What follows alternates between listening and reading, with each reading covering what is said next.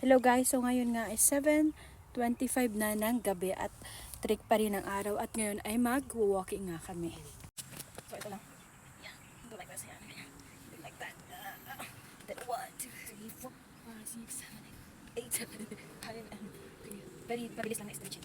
1, 2, ganun. And then 1, 2, 5, 6, 7, 8, 9, and then 1, and then 2, and then 3. Like that, like that, like that. Okay, go like that. Yes guys, at tignan nyo naman. Alas 7 na ng gabi, 7:26 in the evening. Ang araw parang alas 4. Ganyan, ganda. So dito nga sa Amerika, ito yung marami sa mga tao dito. Nagwo-walking. Walking lang talaga. Punta tayo doon sa may, tawag dyan, yung sa may mga kakahuyan. Oo. Let's walk in the other side.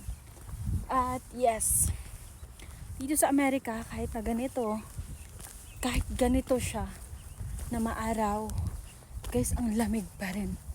Hindi ko matiis, malamig pa rin. Tapos guys, ito yung, hindi ko alam kung anong tawag dito, pero sa Pilipinas, di ba madalas ganito yung mukha ng ating Christmas tree. Oh, ang ganda, di ba? Ang ganda. And yes, we already here. At iti-take namin yung path na to dito sa kakahuyan. Kung nakikita nyo guys. Yes, nandito tayo sa kakahuyan. Tignan natin kung anong. Ito, talagang sinadya ata ito para sa mga magwo-walking. Yan, sa mga mahilig mag-walking. So, meron din silang bridge dito. Tignan nyo yan guys. Nakakaloka. May malalaking puno. At kasi kahit tumakang kasi yun, meron din mga nag-walking. At yeah, ito na ata talaga yung mga favorite na ginagawa dito sa Amerika. Na hindi ko usually ginagawa sa Pilipinas. Nag-jogging ako, pero hindi na lang. Pero for walking din ako, pero nalis na lang. Look at that! Oh, you have to be careful.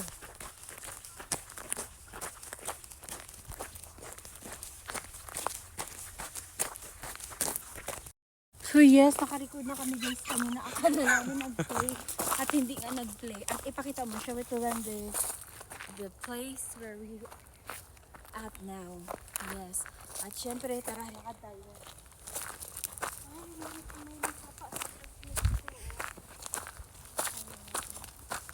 Bilis mo.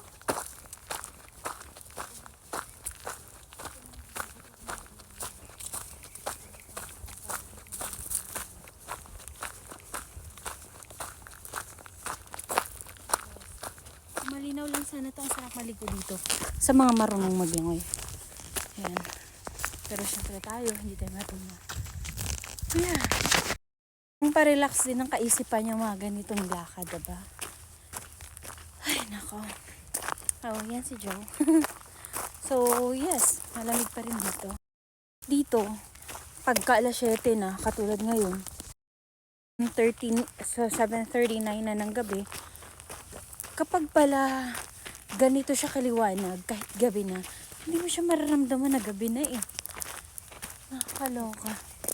So, yung umaga, yung light up pag morning, mas matagal.